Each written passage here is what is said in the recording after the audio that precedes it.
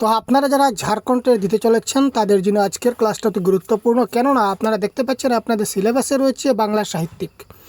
তো বাংলা বিভিন্ন সাহিত্যিক রয়েছেন, গল্পকার রয়েছেন, উপন্যাসিক রয়েছেন, তাদের থেকে আপনাদের প্রশ্ন আসবে। তো আজকে আমরা একজন বিখ্যাত সাহিত্যিক নিয়ে আলোচনা করব, যার নাম হচ্ছে ঈশ্বরচন্দ্র বিদ্যাসাগর। ঠিক আছে ভাই? তো ঈশ্বরচন্দ্র বিদ্যাসাগরের সম্পূর্ণ ডিটেলস, অর্থাৎ ঈশ্বরচন্দ্র বিদ্যাসাগরের পুরো বায়োগ্রাফি বা তার জীবনের গুরুত্বপূর্ণ ঘটনা বা তার বিখ্যাত বাণী বা তিনি কী লিখেছিলেন, তিনি কিসের জন্য বিখ্যাত, পুরো ডিটেলস ক্লাস আজকে আমরা এই ক্লাসে আপনাদের দিতে চলেছি। তো আজকের এই ক্লাস দেখার পর ঈশ্বরচন্দ্র বিদ্যাসাগর থেকে আর কোনো ক্লাস আপনাদের দেখতে হবে না, একটি ক্লাসে খালাস করে দেবো, শেষ করে দেবো, খতম করে দেবো ভাই। তো চলুন দেরি না করে আজকে আমরা গুরুত্বপূর্ণ এই ঈশ্বরচন্দ্র বিদ্যাসাগরের ক্লাসটা দেখে নিই। এবং এই ধরনের টপিক ওয়াইজ আপনারা প্রত্যেক দিন ক্লাস আমাদের অ্যাপে পেয়ে যাবেন। সহজগুরু অ্যাপ প্লে স্টোরে অ্যাভেলেবল রয়েছে। তো প্লে স্টোরে আমরা কন্টিনিউ ক্লাস চালাচ্ছি। যদি আপনারা অ্যাডমিশন নিতে চান তো প্লে স্টোর থেকে সহজগুরু অ্যাপটা ডাউনলোড করে আপনারা আমাদের কোর্সে এনরোল হতে পারেন। তো চলুন এবার আমরা মূল ক্লাসে চলে যাই। তো এবারে আমরা আলোচনা করব ঈশ্বরচন্দ্র বিদ্যাসাগর নিয়ে। আপনারা জানেন যে আপনাদের সিলেবাসে কিন্তু ঈশ্বরচন্দ্র বিদ্যাসাগর রয়েছেন। তো আমাদের ঈশ্বরচন্দ্র বিদ্যাসাগরকে খুব ভালো করে জানতে হবে। তো ঈশ্বরচন্দ্র বিদ্যাসাগর সম্বন্ধে কিছু কনসেপ্ট আপনাদের সঙ্গে তুলে ধরব। তারপর কিছু ওয়ানলাইনার কোয়েশ্চন, বেশ কিছু প্রশ্ন আছে যেগুলো ওয়ানলাইনার কোয়েশ্চন, প্রশ্ন এবং উত্তর, এইগুলো আমরা আলোচনা করব। তো প্রথমে বিদ্যাসাগর একটা বাণী দিয়ে স্টার্ট করি, কারণ পরীক্ষায় আসতে পারে যে এই বাণীটা কে বলেছিলেন, তখন আপনাদের কিন্তু এই বাণীগুলা জানতে হবে। তো ঈশ্বরচন্দ্র বিদ্যাসাগর বলেছিলেন, বিদ্যা হলো সব থেকে বড় সম্পদ। বিদ্যা শুধু আমাদের নিজেদের উপকার করে না, প্রত্যক্ষ পরোক্ষভাবে গোটা সমাজের কল্যাণ সাধন করে। এই কথাটা বলেছিলেন ঈশ্বরচন্দ্র বিদ্যাসাগর। ক্লিয়ার? তিনি একদিকে যেমন সাহিত্যিক ছিলেন, অন্যদিকে শিক্ষাবিদ ছিলেন এবং অন্যদিকে সমাজ সংস্কারক ছিলেন। তো তার সাহিত্যের নিদর্শন কি রয়েছে, শিক্ষাবিদ হিসাবে তার নিদর্শন কি রয়েছে এবং সমাজ সংস্কারক হিসাবে তার কি নিদর্শন রয়েছে, এগুলো আমরা একটু দেখে নেব। তাকে করুণার সাগর বলা হয় ঈশ্বরচন্দ্রকে।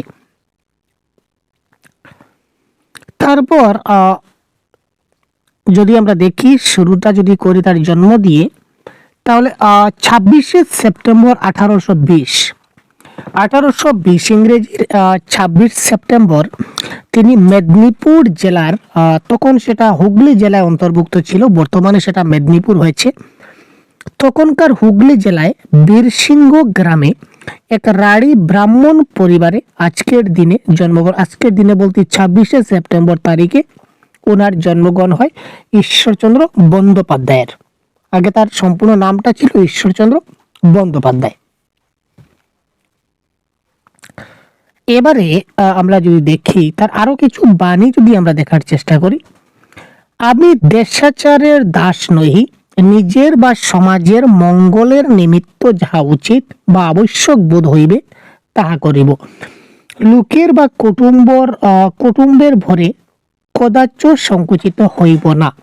তিনি বলেছেন যে আমি এই দেশাচারের কোনো দাস নই, দেশাচারের কোনো চাকর নই, নিজের বা সমাজের মঙ্গলের জন্য আমার যাহা উচিত বা যাহা আবশ্যক আমার মনে হইবে আমি তাহাই করিব। লোকের বা কুটুম্বের কি ভাবলো এই নিয়ে আমি কখনো সংকুচিত হইব না। এটা তার একটা বিখ্যাত উক্তি ঈশ্বরচন্দ্র বিদ্যাসাগরের। এবার আমরা যাই একদম যে তার কনসেপ্টে। 26শে সেপ্টেম্বর 1820 সালে মেদিনীপুর জেলার বীরসিংহ গ্রামে তার জন্মগ্রহণ হয়। তার পারিবারিক উপাধি ছিল বন্দ্যোপাধ্যায়। তার পারিবারিক উপাধি ছিল কি? বন্দ্যোপাধ্যায়। তিনি স্বাক্ষর করতেন ঈশ্বরচন্দ্র শর্মা নামে। এই পয়েন্টগুলো কিন্তু খুব গুরুত্বপূর্ণ, এক একটা পয়েন্ট আপনারা কিন্তু নোট ডাউন করে নেবেন, এইগুলা কিন্তু আপনাদের কাজে আসবে ভাই। ক্লিয়ার? এইগুলো আপনাদের কাজে আসবে। তিনি স্বাক্ষর করতেন ঈশ্বরচন্দ্র শর্মা নামে। তিনি কিন্তু ঈশ্বরচন্দ্র বিদ্যাসাগর যে বলি বা ঈশ্বরচন্দ্র বন্দ্যোপাধ্যায় করে তিনি স্বাক্ষর করতেন, তিনি যে সিগনেচার মারতেন এখানে কিন্তু ঈশ্বরচন্দ্র শর্মা তিনি লিখতেন। বিদ্যাসাগর উপাধি দেয় সংস্কৃত কলেজ 1839 সালে 19 বছর বয়সে। তিনি বিদ্যাসাগর উপাধিটা লাভ করেছিলেন 19 বছর বয়সে। কখন লাভ করেছিলেন? 1839 সালে। এটা একটা সংস্কৃত কলেজ থেকে ওনাকে বিদ্যাসাগর উপাধি দেওয়া হয়।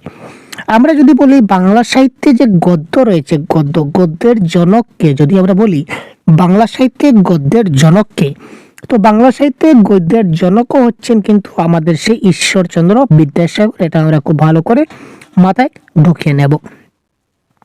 তারপর হচ্ছে বাংলা গদ্যে যদি জ্যোতি বা বিরাম চিহ্ন প্রবর্তন করেন, কে করেছিলেন? ঈশ্বরচন্দ্র বিদ্যাসাগর। এই যে আমরা যে দাড়ি, কমা, সেমিকোলন, এইগুলা যে জ্যোতি চিহ্ন বা বিরাম চিহ্ন আমরা যে ব্যবহার করি, এইগুলা প্রথম শুরু কে করেছিলেন বা প্রবর্তন কে করেছিলেন? এটা করেছিলেন ঈশ্বরচন্দ্র বিদ্যাসাগর। এটা আমাদের খুব ভালো করে মনে রাখা দরকার। বিদ্যাসাগর রচিত যে ব্যাকরণ গ্রন্থ, তিনি একটা গ্রন্থ রচনা করেছিলেন, যেটা হচ্ছে ব্যাকরণ গ্রন্থের নাম কি? ব্যাকরণ কৌমুদী। ব্যাকরণ কৌমুদী। অনেকগুলা পয়েন্ট আছে, প্রত্যেকটা পয়েন্ট খুব ভালো করে একবার করে আপনারা রিভাইজ করবেন, আপনাদের কাজে আসবে। বিদ্যাসাগরের লেখা যে গ্রন্থ যেটা ক্লাসিক মর্যাদা পেয়েছিল, যে গ্রন্থটা ক্লাসিক মর্যাদা পেয়েছিল সেটা হচ্ছে বর্ণ পরিচয়। সেটা কখন পেয়েছিল? 1855 খ্রিস্টাব্দে বা 55 খ্রিস্টাব্দে। তারপর আমরা তার এই বেতাল পঞ্চবিংশতি, তার একটা গ্রন্থ, যেটা হচ্ছে তার প্রথম প্রকাশিত গ্রন্থ। পরীক্ষায় প্রশ্ন আসতে পারে যে আমরা সিলেবাসে ডিসকাস করেছিলাম যে তার প্রকাশ কাল সম্বন্ধে জানতে হবে, বিভিন্ন গ্রন্থ সম্বন্ধে জানতে হবে। তো তার বেতাল পঞ্চবিংশতি, এটা হচ্ছে ঈশ্বরচন্দ্র বিদ্যাসাগরের প্রথম প্রকাশিত গ্রন্থ, যেটা প্রকাশ কাল বা প্রকাশের সময় হচ্ছে 1847 সালে। বিদ্যাসাগর প্রথম সার্থক বিরাম চিহ্নের প্রয়োগ করেছিলেন এই বেতাল পঞ্চবিংশতি গ্রন্থে। আগে আমরা আপনাদের বলেছিলাম যে বিরাম চিহ্ন বা জ্যোতি চিহ্নের যে প্রয়োগ বা প্রবর্তন বা শুরুয়াত বা স্টার্টিং করেছিলেন, কে করেছিলেন? ঈশ্বরচন্দ্র বিদ্যাসাগর।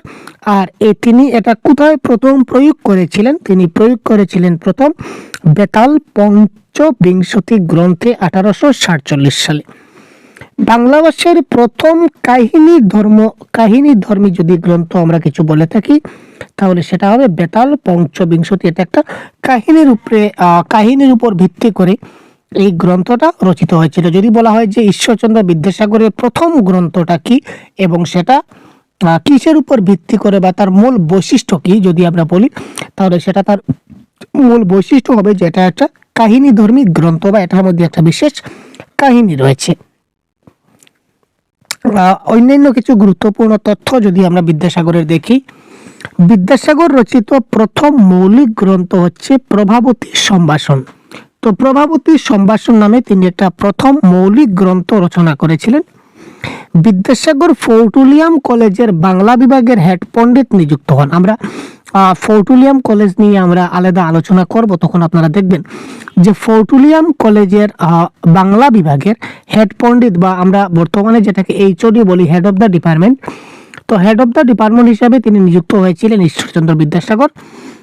সেটা 1841 সালের 29শে ডিসেম্বর। সালগুলো মনে রাখা একটু কষ্টকর হয়ে দাঁড়াবে, তাই আপনারা একটু মনে রাখবেন, কারণ এছাড়া তো রক্ষা নেই ভাই। বিদ্যাসাগরের যদি আমরা হাস্য রসাত্মক বা ব্যঙ্গ রচনা যদি বলি, অর্থাৎ হাস্য রসাত্মক বা ব্যঙ্গ রচনা যদি বলি, তাহলে সেটা হচ্ছে কি অতি অল্প হইল আবার অতি অল্প হইল, একটা রচনা তিনি লিখেছিলেন। সেটা হচ্ছে হাস্য রসাত্মক রচনা বা ব্যঙ্গ রচনা যদি বলি, এটা হচ্ছে অতি অল্প হইল আবার অতি অল্প হইল। তো আগে আমরা বলেছি যে বিদ্যাসাগর মূলত ছিলেন একজন সমাজ সংস্কারক, একজন লেখক এবং অন্যদিকে একজন শিক্ষাবিদ। তিনি এই সমাজ সংস্কারের দিক দিয়ে তিনি যে কাজটা করেছিলেন, সেটা তিনি করেছিলেন বিধবা বিবাহ প্রচলন করেছিলেন বা বিধবা বিবাহ তিনি আন্দোলন করেছিলেন, যেটা হচ্ছে একটা সমাজ সংস্কারকের একটা জ্যান্ত উদাহরণ। তিনি বিধবা বিবাহ আইনে পরিণত করেন 26শে জুলাই 1856 সালে। এই সময় কার রাজত্বকাল ছিল বা কার শাসনকাল ছিল? এটা হচ্ছে লর্ড ডালহৌসির শাসনকালে। লর্ড ডালহৌসি তখনকার রাজা ছিলেন আমরা বলতে পারি, বা তিনি শাসন করতেন। তখন তিনি এই বিধবা বিবাহ সেটাকে আইনে পরিণত করেছিলেন 26শে জুলাই। এটা তার একটা সমাজ সংস্কারকের একটা উদাহরণ। বিদ্যাসাগর একটা আত্মজীবনীমূলক গ্রন্থ লিখেছিলেন। আত্মজীবনী মানে বুঝিত, মানে নিজের সম্বন্ধে কিছু লেখা। তিনি নিজের সম্বন্ধে লিখেছিলেন তার একটা আত্মজীবনী, যেটার নাম ছিল আত্মচরিত। তিনি শিশুদেরকে নিয়ে অনেক রচনা লিখেছিলেন। তো শিশুদেরকে নিয়ে তিনি যে রচনা লিখেছিলেন তার মধ্যে উল্লেখযোগ্য হচ্ছে বুধোদয় এবং বর্ণ পরিচয়। যে বর্ণ পরিচয়টা আমরা এখনো কিন্তু শিশুদেরকে পাঠ করাই, বুধোদয় সেটা আমরা দেখবেন এই বর্ণ পরিচয় বইটা কিন্তু ঈশ্বরচন্দ্র এখনো কিন্তু আমরা ছোট ছোট শিশুদের হাতে তুলে দেই। শেক্সপিয়ারের কমেডি অফ এরর অবলম্বনে তিনি রচনা করেছিলেন ভ্রান্তিবিলাস। ভ্রান্তিবিলাস ওনার একটা বিখ্যাত গ্রন্থ, তিনি সেটা রচনা করেছিলেন কার অবলম্বনে? শেক্সপিয়ারে একটি রচনা লিখেছিলেন যার নাম হচ্ছে কমেডি অফ এরর্স। এটাকে অনুসরণ করে বা এটাকে অবলম্বন করে তিনি ভ্রান্তিবিলাস রচনা করেছিলেন। আমরা যে পত্রিকা যে দেখেছিলাম, আমাদের কিন্তু পত্রিকাও রয়েছে। বিদ্যাসাগর যেটা পত্রিকা সম্পাদিত করেছিলেন তার নাম হচ্ছে সর্ব শুভকরী। শকুন্তলা কার লেখা যদি বলি তাহলে সেটা হবে ঈশ্বরচন্দ্র বিদ্যাসাগরের লেখা একটা গ্রন্থ হচ্ছে শকুন্তলা। তিনি এই দীনবন্ধু মিত্রের নীলদর্পণ নাটকের অভিনয় দেখতে এসে জুতো ছিঁড়ে মেরেছিলেন ঈশ্বরচন্দ্র বিদ্যাসাগর। ক্লিয়ার? দীনবন্ধু মিত্রের যখন তিনি নীলদর্পণ নাটকটা অভিনয় দেখতে এসে জুতা ছিঁড়ে মারা হয়েছিল ঈশ্বরচন্দ্র বিদ্যাসাগর। তারপর আমরা কিছু প্রশ্ন উত্তর যদি দেখি বা শর্টকাটে যদি আমরা যে জিনিসগুলো দেখলাম এগুলো যদি আমরা আলোচনা করার চেষ্টা করি, খুব শর্টকাটে আমরা একবার রিভিশন হিসেবে যদি দেই। দেখুন, ঈশ্বরচন্দ্র বিদ্যাসাগর জন্মগ্রহণ করেন 1820 সালে। বাংলা ভাষায় প্রথম জ্যোতিচিহ্নের প্রচলন করেছিলেন ঈশ্বরচন্দ্র বিদ্যাসাগর। আমরা একটু আগে দেখেছি দাড়ি কমা এগুলো তিনি আলোচনা করেছিলেন বা প্রচলন করেছিলেন। এটা করেছিলেন তিনি। বিরাম চিহ্নের প্রবর্তন বা শুরু করেছিলেন 1847 সালে। ঈশ্বরচন্দ্রকে বিদ্যাসাগর উপাধি দেন সংস্কৃত কলেজ থেকে তিনি প্রাপ্ত করেন। বাংলা গদ্যের জনক কাকে বলা হয় যদি বলি, সেটা হচ্ছে ঈশ্বরচন্দ্র বিদ্যাসাগর। প্রভাবতী সম্ভাবনটা কার রচনা? ঈশ্বরচন্দ্র বিদ্যাসাগর একটি বিখ্যাত রচনা করেছিলেন যে প্রভাবতী সম্ভাষণ। কোন গ্রন্থ প্রকাশের মাধ্যমে বাংলা সাহিত্যের নতুন যুগের সূচনা হয়? এটা হচ্ছে ঈশ্বরচন্দ্র বিদ্যাসাগরের রচিত প্রথম গদ্য সাহিত্য বলতে পারি, সেটা হচ্ছে কি বেতাল পঞ্চবিংশতি। আমরা একটু আগে আপনাদের দেখিয়েছিলাম বেতাল পঞ্চবিংশতি হচ্ছে তার প্রথম প্রকাশিত একটা গ্রন্থ। ক্লিয়ার? যেটা 1847 সালে হয়েছিল। ঈশ্বরচন্দ্র বিদ্যাসাগর রচনা করেছিলেন প্রথম গ্রন্থ বেতাল পঞ্চবিংশতি। বিদ্যাসাগরের কোন বইটি ক্লাসিক মর্যাদা লাভ করেছিল? যেটা বর্ণ পরিচয়, যেটা বলেছিলাম যে এখনো কিন্তু আমরা শিশুদের হাতে তুলে দেই। এই হচ্ছে আমাদের ঈশ্বরচন্দ্র বিদ্যাসাগর। দেখে নিন শকুন্তলা অনুবাদ গ্রন্থ। শকুন্তলা একটা গ্রন্থ, সেটা তিনি অনুবাদ করেছিলেন ঈশ্বরচন্দ্র বিদ্যাসাগরের। প্রথম জ্যোতিচিহ্নের সার্থক প্রয়োগ বেতাল পঞ্চবিংশতি গ্রন্থে করা হয়েছিল। বাংলা ভাষায় প্রথম গল্পধর্মী বা কাহিনী ধর্মী গ্রন্থ বা গল্পধর্মী যদি কোনো বই হয় সেটা হচ্ছে বেতাল পঞ্চবিংশতি। সেটা গল্প বা কাহিনীর আধারে রচিত, সেটা হচ্ছে বেতাল পঞ্চবিংশতি বা বিদ্যাসাগরের প্রথম কাব্যগ্রন্থের একটা মৌলিক বৈশিষ্ট্য। ঈশ্বরচন্দ্র বিদ্যাসাগরের ভ্রান্তিবিলাসটা হচ্ছে একটা অনুবাদ গ্রন্থ, সেটা শেক্সপিয়ারের কমেডি অফ এরর্সের অনুবাদ করা। বিধবা বিবাহ আইন পাশ করা হয় 1856 সালে লর্ড ডালহৌসির রাজত্বকালে। বাংলা সাহিত্যের প্রথম আত্মজীবনীমূলক গ্রন্থ ঈশ্বরচন্দ্র বিদ্যাসাগর চরিত বা আত্মচরিত। বাংলা গদ্য সাহিত্যের প্রথম শোকগাথা হচ্ছে প্রভাবতী সম্ভাষণ, যেটা আমরা একটু আগে দেখলাম। এবার বেশ কিছু প্রশ্ন আছে, প্রশ্নগুলো আমরা দেখে নেব, তারপর আরো কিছু ডাটা আমরা শেয়ার করব। সেটা জন্ম আমরা দেখেছিলাম একদম ক্লিয়ার, এখানে দেওয়া আছে দেখি 1820 খ্রিস্টাব্দের 26শে সেপ্টেম্বর। যদি বাংলায় বলা হয় তাহলে বলবো 1227 বঙ্গাব্দের 12 আশ্বিন মঙ্গলবার দিন ছিল, ওই দিন তিনি জন্মগ্রহণ করেছিলেন।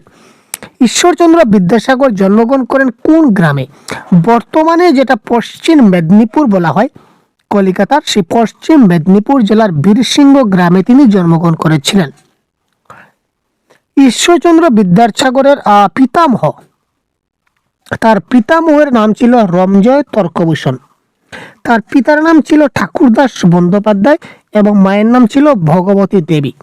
মায়ের নাম বাবার নাম হয়তো পরীক্ষায় নাও আসতে পারে, সেটা তেমন ইম্পর্টেন্ট না, তবুও জেনে রাখা ভালো। ঈশ্বরচন্দ্র বিদ্যাসাগরের আসল নাম কি? আগে বলেছিলাম যে ঈশ্বরচন্দ্রের যে পারিবারিক উপাধি ছিল বন্দ্যোপাধ্যায়, তাই ওনার যে নাম ছিল সেটা ছিল ঈশ্বরচন্দ্র বন্দ্যোপাধ্যায়, কিন্তু তিনি স্বাক্ষর করতেন বা সিগনেচার করতেন সবসময় ঈশ্বরচন্দ্র শর্মা নামে। বিদ্যাসাগর কলিকাতায় আসেন কবে? 1828 সালে তিনি কলকাতায় আসেন। বিদ্যাসাগর কলকাতার কোথায় আশ্রয় নিয়েছিলেন? জগৎদুর্লভ সিংহ এর পরিবার, একটি পরিবার ছিল, পরিবারের মালিকের নাম ছিল জগৎদুর্লভ সিংহ, তার পরিবারে তিনি আশ্রয় নিয়েছিলেন কলকাতায় এসে। তিনি সংস্কৃত কলেজে কবে ভর্তি হন এবং কত খ্রিস্টাব্দে? তিনি 1829 খ্রিস্টাব্দে ভর্তি হয়েছিলেন ব্যাকরণের তৃতীয় শ্রেণীতে। তারপর বিদ্যাসাগর সংস্কৃত কলেজে ইংরেজি শ্রেণীতে ভর্তি হন 1830 খ্রিস্টাব্দে। বিদ্যাসাগরের যে বিবাহ করেছিলেন সেটা করেছিলেন 1834 খ্রিস্টাব্দে। তার যে স্ত্রীর নাম ছিল, কার সঙ্গে বিবাহ হয়েছিল যদি বলি সেটা হবে দীনময়ী দেবীর সঙ্গে তার বিবাহ হয়েছিল। বিদ্যাসাগরের কবে ন্যায় শ্রেণীতে পঠন পাঠন করে, অর্থাৎ আইন বিষয়ে তিনি কবে পড়াশোনা করেছিলেন? 1840 এবং 41 খ্রিস্টাব্দে তিনি আইন নিয়ে পড়াশোনা করেছিলেন বা ন্যায় শ্রেণীতে পঠন পাঠন করেছিলেন। ঈশ্বরচন্দ্র হিন্দু ল কমিটির পরীক্ষা দিয়েছিলেন, এই পরীক্ষাটা কবে দিয়েছিলেন? 1839 খ্রিস্টাব্দের 22শে এপ্রিল। এইগুলো আপনারা কপিতে নোট ডাউন করে নেবেন, না হলে সনগুলা কিন্তু মনে থাকবে না। ঈশ্বরচন্দ্র বিদ্যাসাগর উপাধিটি লাভ করেন কবে? 1839 খ্রিস্টাব্দের 16 মে ল কমিটির কাছ থেকে তিনি যে শংসাপত্রটি পান তার নামের সঙ্গে প্রথম বিদ্যাসাগর উপাধিটি যুক্ত হয়, যেটা সংস্কৃত কলেজে হয়েছিল। এই দেখুন কোন প্রতিষ্ঠানটা হচ্ছে সংস্কৃত কলেজ, এবং সেখানে পার্টিকুলার যদি দেখি তাহলে এই যে ল কমিটি, যেটা এই ল কমিটির কাছ থেকে তিনি যে প্রশংসাপত্রটি পান সেখানে তিনি বিদ্যাসাগর উপাধিটি তার সঙ্গে যুক্ত হয়েছিল। এটা 1839 খ্রিস্টাব্দের 16 মে তারিখ ছিল। তার এই সংস্কৃত কলেজের তার শিক্ষাটা কবে সমাপ্ত হয়েছিল? 1841 খ্রিস্টাব্দে তার সেই শিক্ষাটা সমাপ্ত হয়েছিল।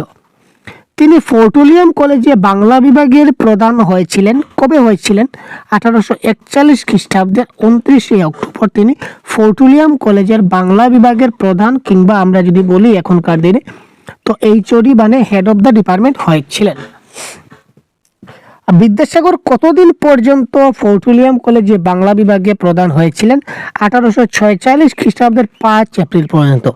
তো তিনি কতদিন HOD ছিলেন? আপনার এখান থেকে এটা মাইনাস করলে পেয়ে যাবেন মোটামুটি 5 বছর তিনি এই ফোর্ট উইলিয়াম কলেজের বাংলা বিভাগের প্রধান হিসাবে কাজ করেছিলেন। বিদ্যাসাগর সংস্কৃত কলেজের সহকারী সম্পাদকের ভার গ্রহণ করেছিলেন 1846 খ্রিস্টাব্দের 6 এপ্রিল। তারপর হচ্ছে বিদ্যাসাগর সংস্কৃত কলেজের সম্পাদকের পদ থেকে পদত্যাগ করেন কবে? তিনি সম্পাদকের তাকে পদ দেওয়া হয়েছিল, পদ থেকে তিনি পদত্যাগ করেছিলেন 1847 খ্রিস্টাব্দের 16 জুলাই। কখন কোথা থেকে কি প্রশ্ন আসবে বলা যায় না, তাই প্রত্যেকটা পয়েন্ট আপনাদের জন্য খুব গুরুত্বপূর্ণ হতে চলেছে। তার প্রথম গ্রন্থ আমরা এইমাত্র দেখলাম, বেতাল পঞ্চবিংশতি হচ্ছে ঈশ্বরচন্দ্র বিদ্যাসাগরের প্রথম একটা গ্রন্থ, রচিত যেটা গ্রন্থ। এই গ্রন্থটা তিনি কিসের অবলম্বনে রচনা করেছিলেন? হিন্দি একটা গ্রন্থ ছিল যেটা হচ্ছে বেতাল 25। সেই হিন্দি বেতাল 25 অবলম্বনে তিনি সেই বেতাল পঞ্চবিংশতি গ্রন্থটা রচনা করেছিলেন।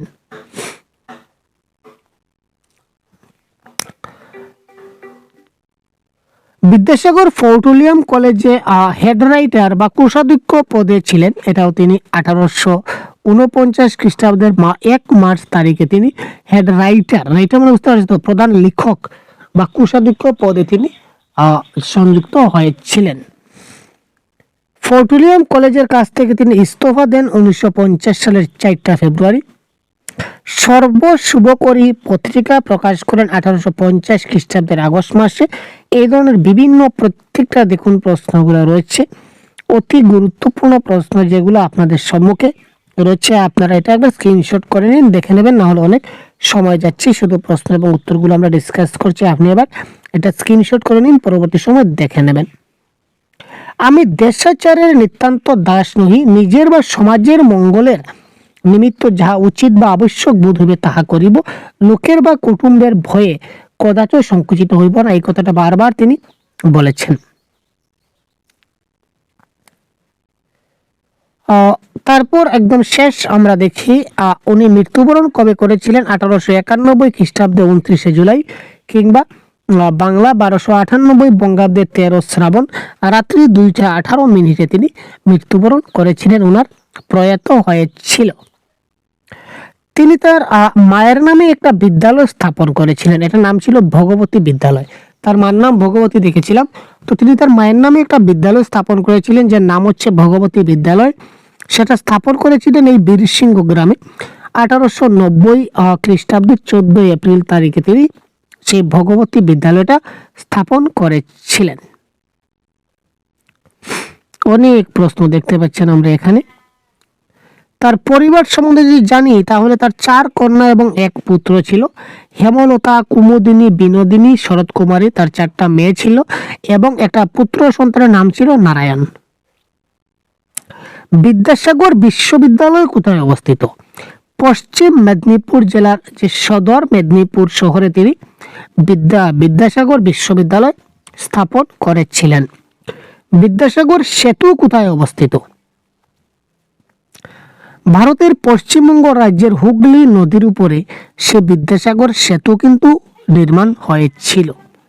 তার পুত্রের নাম নারায়ণচন্দ্র বন্দ্যোপাধ্যায়, আমরা এইমাত্র দেখেছিলাম। তো নারায়ণচন্দ্র বন্দ্যোপাধ্যায়ের বিয়ে হয়েছিল বিধবা ভবসুন্দরীর সাথে। 16 বছরের বিধবা একটা মেয়ে ছিল, ভবসুন্দরীর সাথে তার পুত্রের বিয়ে করেছিলেন 1870 খ্রিস্টাব্দে 11 আগস্টে।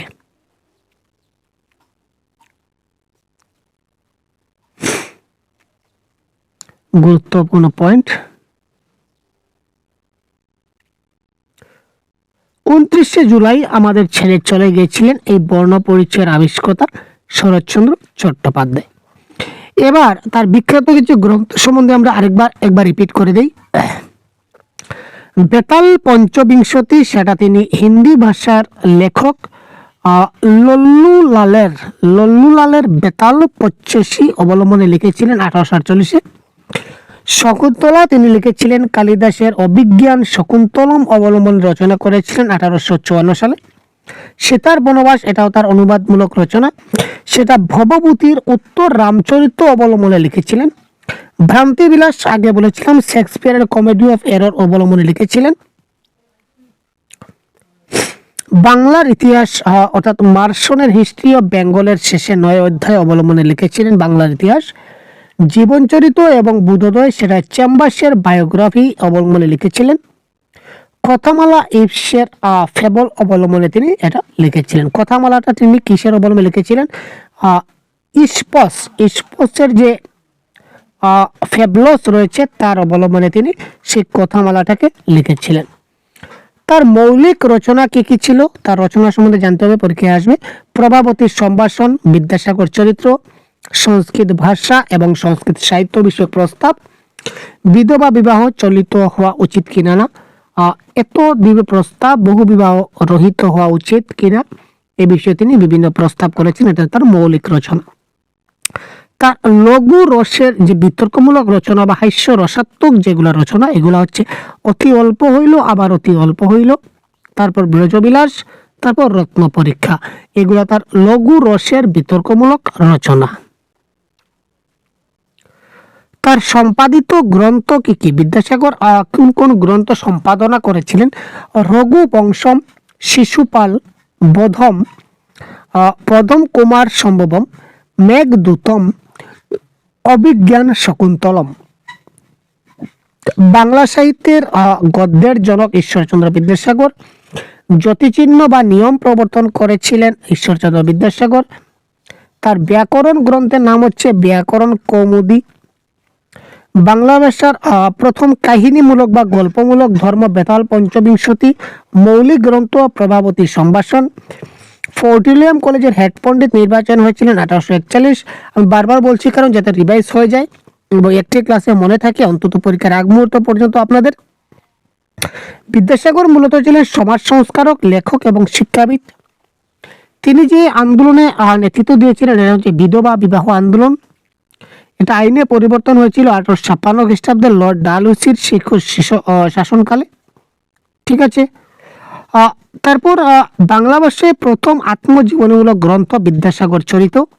বিদ্যাসাগর চরিত যেটা তার প্রথম আত্মজীবনীমূলক গ্রন্থ। গদ্য সাহিত্যের সুখ গাথা হচ্ছে প্রভাবতী সম্ভাষণ। বিদ্যাসাগরের ছদ্মনাম কদাচিৎ উপযুক্ত ভাই পোষ্য। কখনো কখনো তাকে ভাই পোষ্য বলে বলা হতো। কৃষ্ণলীলা অবলম্বনে লিখেছিলেন তিনি বাসুদেব চরিত, কিন্তু এটি মুদ্রিত হয়নি। তো এই দেখুন, এটা গুরুত্বপূর্ণ পয়েন্ট যে ঈশ্বরচন্দ্র বিদ্যাসাগর রচিত যে গ্রন্থগুলো রয়েছে তার মধ্যে কোন গ্রন্থটা মুদ্রিত হয়নি, সেটা হচ্ছে বাসুদেব চরিত্র গ্রন্থটা মুদ্রিত হয়নি, সেটা তিনি কৃষ্ণলীলা অবলম্বনে লিখেছিলেন। ব্রজবিলাস কোন ছদ্মনামে প্রকাশিত হয়, সেটা কদাচিৎ উপযুক্ত ভাইপোষ্য, এটা তার ছদ্মনাম, আর এই ছদ্মনামে তিনি ব্রজবিলাস লিখেছিলেন। রত্ন পরীক্ষা কোন ছদ্মনামে হয়, উপযুক্ত ভাইপো রহচরস্য, এখানে একটু হয়েছিল পরিবর্তন। তো রবীন্দ্রনাথ ঠাকুর বিদ্যাসাগর সম্বন্ধে কি কথা বলেছিলেন সর্বশেষে আমরা দেখে নিই। ঈশ্বরচন্দ্র বিদ্যাসাগর বাংলা গদ্য ভাষার উচ্চ শৃঙ্খলা জনতাকে সুবিভক্ত, সুবিন্যস্ত, সুপরিচ্ছন্ন এবং সুসংগত করিয়া তাহাকে সহজ এবং কার্যকুশলতা দান করিয়াছেন। এই কথাটা ঈশ্বরচন্দ্র বিদ্যাসাগর কে উদ্দেশ্য করে রবীন্দ্রনাথ ঠাকুর বলেছিলেন। সর্বশেষে 1857 খ্রিস্টাব্দে তিনি পরলোক গমন করেছিলেন। তো এই ছিল আমাদের আজকের সেই ঈশ্বরচন্দ্র বিদ্যাসাগর সম্পর্কে একটা সংক্ষিপ্ত আলোচনা। আপনাদের পরীক্ষার উপর ডেডিকেটেড কোয়েশ্চন, যে এমসিকিউ প্রশ্ন যেগুলো আসবে তার উপর আধারিত করে, এবং যদি বড় প্রশ্ন আসে তো আপনারা কি ধরনের প্রশ্ন আসবে তার উপর ভিত্তি করে আপনারা এখান থেকেও জিনিসটা বানিয়ে নিতে পারবেন। ক্লিয়ার? তো পরবর্তীতে কোন টপিক নিয়ে ক্লাস করলে আপনাদের যথেষ্ট উপকারে আসবে সেটা অবশ্যই আপনারা কমেন্টের মাধ্যমে জানাবেন। তো যদি সিলেবাস জানা না থাকে তো তার পূর্ববর্তী ক্লাসে আমি সিলেবাস নিয়ে আলোচনা করেছি, আপনারা চ্যানেলে গিয়ে আগের ভিডিওটা দেখে নিন, তখন সেখানে আপনারা এই সিলেবাসটা জানতে পারবেন এবং দেখতে পাবেন যে ঈশ্বরচন্দ্র বিদ্যাসাগর সম্বন্ধে আমাদেরকে কি কি জিনিসগুলো পড়তে হবে। ক্লিয়ার? তো সম্পূর্ণ এক্সাম ডিডাক্টেড ক্লাসগুলো ছিল আপনাদের জন্য। তো পরবর্তী ক্লাস কি বিষয় নিয়ে আসবো বা কোন টপিক থেকে আসবে বা কোন সাহিত্যিক বা কোন গ্রামার থেকে আসবে সেটা আপনাদের কমেন্টের আশা থাকলাম। আপনারা কমেন্টের উপর ভিত্তি করে আমরা পরবর্তীতে ক্লাস কন্ডাক্ট করব, খুব শীঘ্রই আসবে। তো আপনারা অবশ্যই কমেন্ট করে জানাবেন। ভালো থাকবেন, ধন্যবাদ, জয় হিন্দ।